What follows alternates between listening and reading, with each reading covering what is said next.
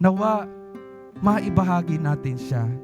At nawa sa pamamagitan ng ating mga kwento, madala natin yung ating mga iba pang mga kapwa na naghahanap ng lakas, ng pag-asa, ng katotohanan. Maidala nawa ng ating mga buhay yung presensya ng Panginoon sa mundong ito. Maituro natin sa sanlibutan kung saan matatagpuan ang kaligtasan na ating nararanasan sa mundong ito, upang lahat tayo magtulungan sa paglalakbay patungo sa buhay na walang hanggan.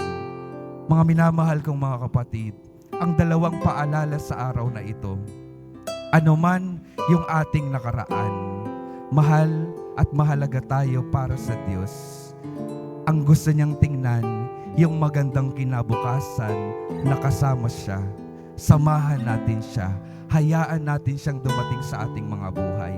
At ikalawa, kapag tayo ay nabago na ng Panginoon, ipahayag natin ito sa ating mundo, sa ating mga kapwa.